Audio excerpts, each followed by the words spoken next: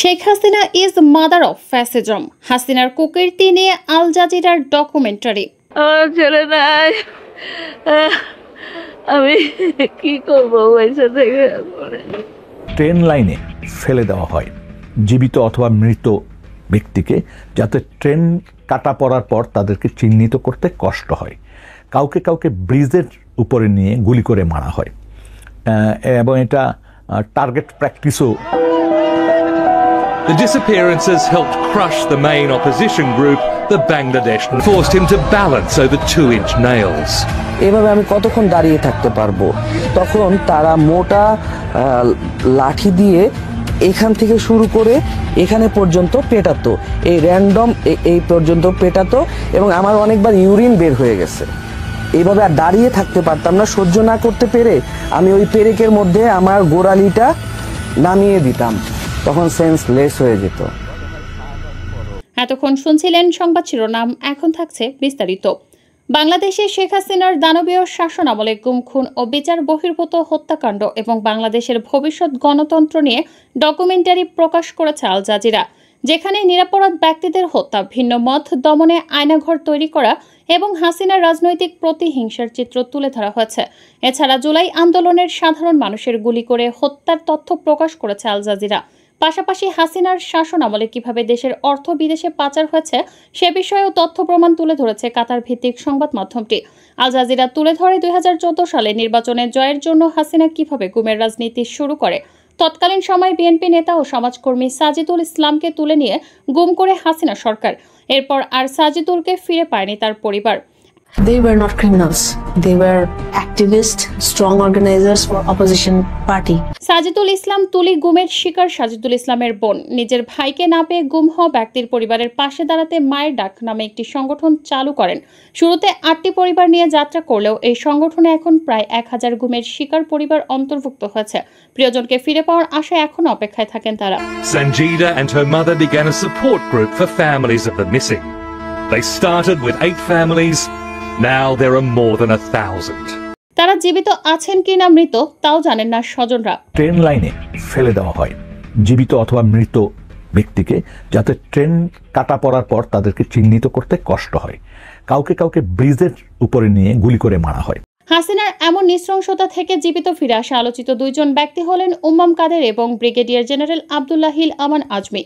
5 August Hasina পালানোর পর তাদের ছেড়ে দেওয়া হয়। এই দুজনের সঙ্গেও কথা বলেছে আল জাজিরা। শুধু হুম্মাম কাদের ও আমান আজমি দুজনকে আটক রাখা হয় আয়নাঘরে। ডিজিএফআই দ্বারা নিয়ন্ত্রিত নির্জন অন্ধকার রুমে বছরের পর বছর আটকে রাখা হয় তাদের। তারা আল জাজিরাকে জানিয়েছেন আয়নাঘরে যাদের রাখা হতো তাদের সবসময় হাত বেঁধে রাখা হতো, কারোর সাথে দেখা করতেও কথা বলতে দেওয়া হতো না। আল জাজিরাকে আব্দুল্লাহ আমান আজমি জানান, অন্ধকার একটি সরু রুমে তাকে চোখ বেঁধে মুখোশ পরিয়ে রাখা হতো। আশপাশের কোনো শব্দ শুনতে পেতেন না তিনি।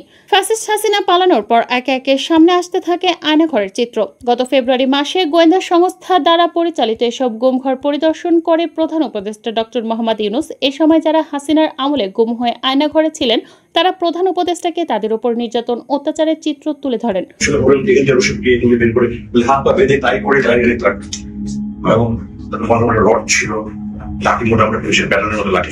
হাসিনার আমলে গুমের শিকার আরেকজন রাজন ব্যাপারী তার গুম হওয়ার কারণ এবং তার উপর চালানো নির্যাতনের ভয়াবহতার কথা তুলে ধরেছেন আল জাজিরা। সংবাদ মাধ্যমটিকে রাজন জানিয়েছেন, খালেদা জিয়ার বিরুদ্ধে দেয়া মিথ্যা মামলাগুলোর বিচারের ত্রুটি নিয়ে একটি বই লেখেন তিনি। এই অপরাধে তাকে বন্দুক ঠেকিয়ে তুলে নিয়ে যায় আইন শৃঙ্খলা বাহিনী।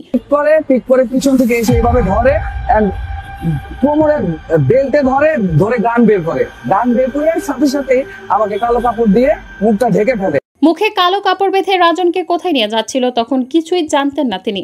এমনকি গাড়িতে তোলার সময় তার মাথায় বন্দুক দিয়ে বাড়ি দিয়ে তার মাথা ফাটিয়ে দেওয়া হয়। দিনের পর দিন নির্যাতন করে তার কাছ থেকে জানতে চাওয়া হয় খালেদা জিয়াকে নিয়ে কেন বই লিখছেন তিনি।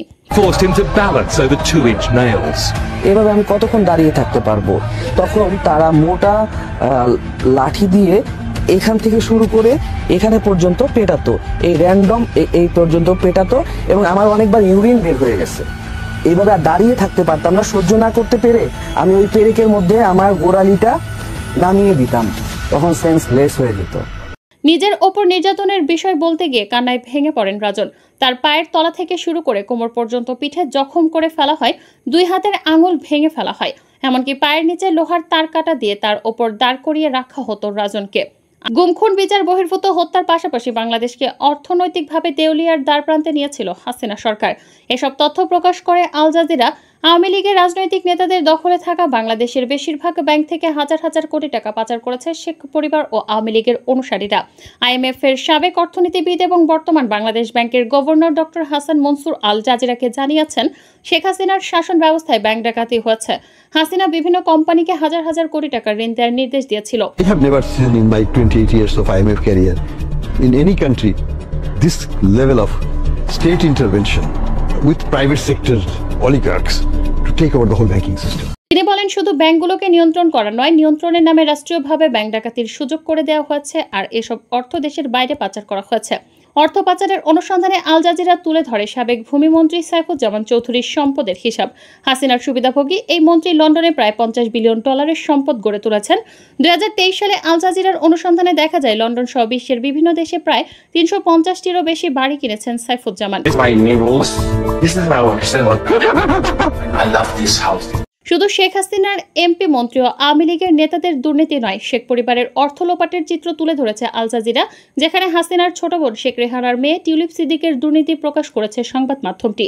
তারা দাবি করেছে, আওয়ামী লীগের কারণেই লন্ডনের একাধিকবার নির্বাচিত হয়েছেন টিউলিপ সিদ্দিক। আপনাদের সাহায্য ছাড়া আমি কখনোই ব্রিটিশ এমপি হিসাবে এখানে দাঁড়াতে পারতাম না। 2015 সালে নির্বাচিত হয়ে টিউলিপ সিদ্দিক আওয়ামী লীগের নেতাকর্মীদের ধন্যবাদ জানান। নির্বাচিত হওয়ার আগে থেকে আন্তর্জাতিক অঙ্গনে শেখ হাসিনার লবিস্ট হয়ে কাজ করেছেন টিউলিপ। রাশিয়ার সঙ্গে বাংলাদেশের পারমাণবিক চুক্তিতে বড় ভূমিকা ছিল টিউলিপের। এই চুক্তির কারণে ব্রিটেনে টিউলিপের বিরুদ্ধে ঘুষের মামলা চলমান রয়েছে। পরে দুর্নীতির দায়ে ব্রিটেনের দুর্নীতি দমন এমপির পদ থেকে পদত্যাগ করেন টিউলিপ সিদ্দিক। এছাড়া সিঙ্গাপুর ও আমেরিকা সহ বিশ্বের কয়েকটি দেশের বিভিন্ন ব্যাংকে হাজার হাজার কোটি টাকা পাচারের অভিযোগ রয়েছে হাসিনার ছেলে সজীব ওয়াজেদ জয় ও শেখ রেহানার বিরুদ্ধে। অর্থ পাচার, দুর্নীতি, গুম, হত্যা সহ ক্ষমতার লোভ হাসিনাকে স্বৈর শাসক করে তোলে। এর ফলে বিরোধী মত দমনের চূড়ান্ত পর্যায়ে পৌঁছে যায় শেখ হাসিনা।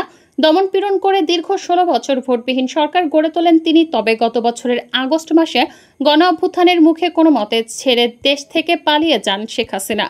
দেশের চাকরি প্রত্যাশী শিক্ষার্থীদের কোটা বিরোধী আন্দোলন দমন করতে গিয়ে ক্ষমতাচ্যুত হয় আওয়ামী লীগ। জাতিসংঘের হিসাবের মাত্র 3 সপ্তাহের আন্দোলনে 1400 মানুষকে হত্যা করেছে হাসিনা।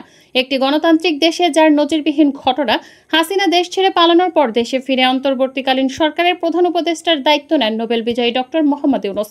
আল জাজিরার সঙ্গে একান্ত সাক্ষাৎকারে ডক্টর ইউনুস জানিয়েছেন, আন্দোলন চলাকালীন তিনি দেশে আসলে তাকে গ্রেফতার করার নির্দেশ দিয়েছিল হাসিনা। দেশ থেকে অনেকেই তাকে ফোন করে দেশে না আসার পরামর্শ দেন। Don't come back because the moment you land, you'll end up in jail. Sheikh হাসিনার নির্যাতন থেকে বাঁচা যাননি প্রধান উপদেষ্টা ডক্টর মোহাম্মদ ইউনুসও।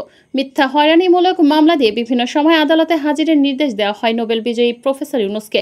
এছাড়া হাসিনা নিজে একাধিকবার মোহাম্মদ ইউনুসকে নিয়ে আক্রমণাত্মক মন্তব্য করেছেন। তাকেও আবার পদ্মা নদীতে দিয়ে 2টা চুবড়ি দিয়ে উঠাই নেওয়া উচিত, মরে যাতে না যায়। একটু পদ্মা নদীতে চুবড়ি দিয়ে সেতুতে তুলে দেওয়া উচিত। আল জাজিরা তাদের ডকুমেন্টারিতে বলেছে, যাকে হাসিনা জেলে ভরতে চেয়েছে, যার প্রতি ঘৃণা ছড়িয়েছে, সেই ডক্টর ইউনুস এখন দেশের প্রধান ব্যক্তি। শেখ হাসিনাকে হটিয়ে দলমত নির্বিশেষে ডক্টর ইউনুসকে সমর্থন দেয় আন্দোলনকারীরা এবং দেশের সর্বস্তরের জনগণ।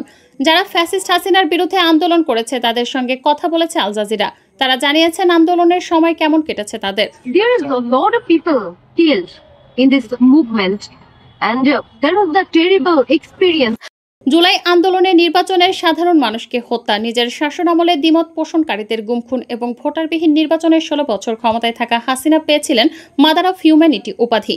তবে হিউম্যানিটির ছিটে ফোটাও ছিল না তার মধ্যে। হাসিনা মানবিকতা পেছনে ফেলে একজন খুনি একনায়ক শাসক হিসেবে দেশ ছেড়ে পালিয়েছেন।